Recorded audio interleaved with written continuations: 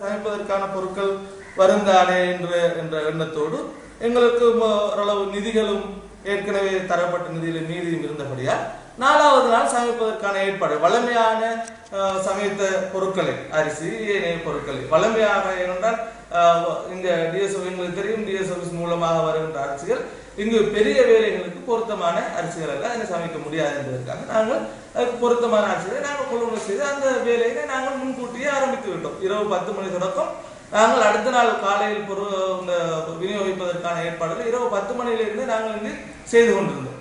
அடுத்த நாள் காலையில் 11 மணிக்கு தான் எங்களுக்கு டிஎஸ் ஆபீஸ்ல இருந்து மொத்தமாக பசிர் ஜிஎஸ்னுடைய 165 கிராம சேவர் பிரிவில் இருந்து 95 குடும்பங்களுக்கும் இரண்டாங்குறிச்சி ரசாக் ஜிஎஸ்னுடைய குடும்ப அந்த ஜிஎஸ் பிரிவில் இருந்து எங்களுடைய பள்ளிவாயல் மகளாக்கு 40 குடும்பங்களுக்குமாக மொத்தம் 135 குடும்பங்களுக்கான சமைத்துணவு வழங்குவதற்கான பொருட்கள் மாத்திரமே எங்களுக்கு வழங்கப்பட்டது. ஆனால் நாங்கள் எங்களுடைய பள்ளிவாயல் மகளாக்கப்பட்ட 900க்கும் மேற்பட்ட குடும்பங்களுக்கு இந்த சமைத்துணவு நாங்கள் தொடராக வழங்கிக் கொண்டிருந்தோம். ஆக இந்த அங்கு வழங்கப்பட்ட பொருட்கள் உண்மையாகவே சமைப்பதற்கு முடியாது, அந்த பொருட்களை கொண்டு சமைப்பதற்கு முடியாது. ஆகவே நாங்கள் சமைத்த உணவை வழங்குவோம். இதிலே பொருட்கள் வந்தால் இதனை நாங்கள் எங்களுடைய செலவுக்காக ஈடு செய்து கொள்வோம். மீதமாக இருந்தால் செலவை விட மீதமாக இருந்தால் அதனை நாங்கள் மகளாவாசிகளுக்கு பயன்படுத்துவது சம்பந்தமாக யோசிப்போம் என்ற அடிப்படையிலே தான் நாங்கள் அந்த 4ஆம் நாள் அந்த சமைத்த உணவை வழங்கினோம். இந்த 4ஆம் நாள் சமைத்த உணவு வழங்கிய பின்னர் எங்களுக்கு ஏற்கனவே சொல்லப்பட்ட 2 நாட்களுக்கு சமைத்த உணவு வழங்குவதற்கான ஏற்பாடுகள் இருக்கிறது என்ற ஒரு கருத்து சொல்லப்பட்டது. அதை நாங்கள் அப்ப அந்த முதல் நாள் சமைத்த உணவு வழங்கப்பட்ட அப்ப மழை நின்று விட்டது. அப்ப அடுத்த நாள் சமைத்த உணவு வழங்குவதற்கான பொருட்கள் கிடைக்குமாக நாங்கள் ஜிஎஸ் அவர்கள் நினைவு பொழுது அவர்கள் சொன்னார்கள் அது முதலாம் நாளோடு நிப்பாட்டப்பட்டு விட்டது, அடுத்த நாள் கிடைக்க ஆரம்பிச்சு சொன்னார்கள். ஆகவே அடுத்த நாள் நிலைமை ஓரளவு சீரானபடியால் அடுத்த நாள் எங்களுக்கு சமைப்பதற்கான தேவை இருக்கவில்லை. இங்கு பொருட்கள் மிஞ்சி இருந்தது. நாங்கள் எங்களுடைய கணக்கறிக்கைகளை பார்த்தால் தெரியும். அந்த கணக்கறிக்கையின்படி நாங்கள் கொடுக்க வேண்டிய தேவையும் இருந்தது, பலருக்கு கொடுக்க வேண்டிய இருந்தது, எங்களுடைய நிதி தேவைகள் இருந்தது. ஆகவே நாங்கள் இந்த பொருட்களை எங்களுக்கு வழங்கப்பட்ட இந்த பொருட்களை சமைத்த பொருட்கள் போல மீதியாக உள்ள பொருட்களை இந்த கடனை தீர்ப்பதற்காக அவர்களுக்கு இது சமைப்பதற்காக வழங்கப்பட்டதாக இந்த ஏற்பாட்டை நாங்கள் பல்வேறு முன்கூட்டியே செய்து விட்டோம்.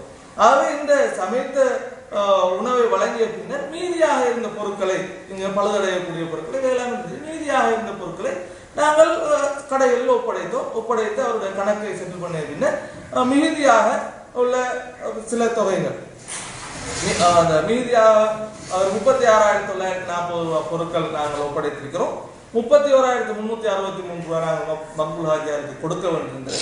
அது மீதி எங்களுடைய பள்ளிவாயலுக்கு அவர் மூலமாக தர வேண்டியிருக்கிறது. இந்த கணக்கு விவரங்கள் எல்லாம் இங்கு சரியாக இருக்கிறது. ஆனால் இது ஒரு பொறுப்பற்ற முறையிலே சிலர் வேண்டுமென்றே பிரச்சனைகளை ஏற்படுத்த வேண்டும் என்பதற்காகவே இங்கு பிரச்சனைகளை ஏற்படுத்தினார்கள். அந்த பிரச்சனையை மையமாக வைத்து இந்த பள்ளிவாயல் ஒரு பொறுப்பு வாய்ந்த பள்ளிவாயல் என்று எழுதியிருக்கின்ற இந்த கேகேவை நியூஸ் இந்த நெட்வொர்க் அவர்கள் ஒரு பொறுப்பு வாய்ந்த பள்ளி, ஒரு பெரிய பள்ளி என்று கருதுகின்ற ஒரு இந்த நிறுவனம் எங்களிடம் ஒரு வார்த்தையுமே கேட்காமல் எங்களை இவ்வாறு அவதூறாக எழுதியிருப்பது எங்களுக்கு மிகவும் வேதனையாக இருக்கிறது. ஒரு பொறுப்பற்ற முறையிலே அவர்கள் இந்த செய்தியை வெளியிட்டிருக்கிறார்கள். இது என்ன காரணத்துக்காக இவ்வாறு வெளியிட்டார்களோ எங்களுக்கு தெரியவில்லை. ஆகவே எங்களிடம் முறையான கணக்குகள் இருக்கிறது, இதற்கான முறையாக செலவழிக்கப்பட்ட விவரங்கள் இருக்கிறது. இங்கு நாங்கள் பொருட்கள் ஒப்படைத்ததற்கான விவரங்கள் எங்களிடம் இருக்கிறது, நாங்கள் செலவு செய்த விவரங்கள் இருக்கிறது. எங்களுடைய நிர்வாகிகள் இராப்பகலாக இதற்காக பாடுபட்டிருக்கிறார்கள்.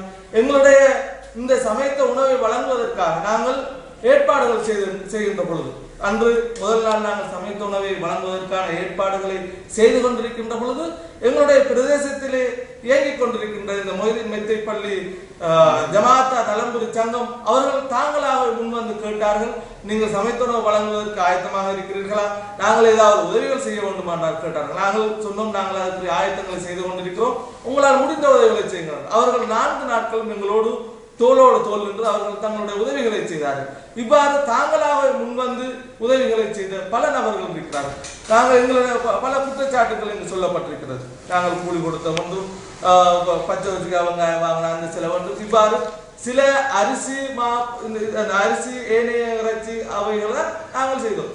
ஏனைய பொருட்கள் எல்லாமே காசு கொடுத்து வாங்கிய பொருட்கள் தான். அவைகள் 60,000 ரூபாய்க்கு மேல் போகாமல் என்ன செய்யும்? அவை அத்தகைய செலவுகள் தான் இங்கு நாங்கள் செலவழித்திருக்கிறோம். அன்று மழையிலும் அந்த புகையிலும் வெக்கையிலும் நின்று சமைத்தவர்களுக்கு அவர்களாக கூலி கேட்கவில்லை. நாங்கள் அவர்களின் நிலைமை அறிந்து, அந்த பரிதாப நிலைமை அறிந்து, நாங்களே அவர்களுக்கு சில சமயக்காரர்களுக்கு கூலி கொடுக்க வேண்டும் என்று நாங்கள் தீர்மானித்தோம். மிகவும் கஷ்டப்பட்டார்கள். அவருடைய கால்கள் எல்லாம் தண்ணிலே நின்று அழுகிவிட்டது. அந்த அளவுக்கு அவர்கள் 4 நாட்களும் அங்கு சமைத்தார்கள். மிகவும் கஷ்டமான ஒரு சூழ்நிலை. புகை, அதே போல நெருப்பு, இவைகளுக்கு இந்த கஷ்டப்பட்டவர்களுக்கு எங்களுடைய மனச்சாட்சியின்படி நாங்கள் கொடுக்க வேண்டும் என்று தீர்மானித்தோம். அந்த தொகைகளை தான் நீங்க போட்டு யாருமே நாங்கள் காசு தந்தா தான் சமைப்போம் என்று சொல்லி, அல்லது நாங்கள் கூலி தந்தா தான் வேலை செய்வோம் என்று யாருமே சொல்லவில்லை.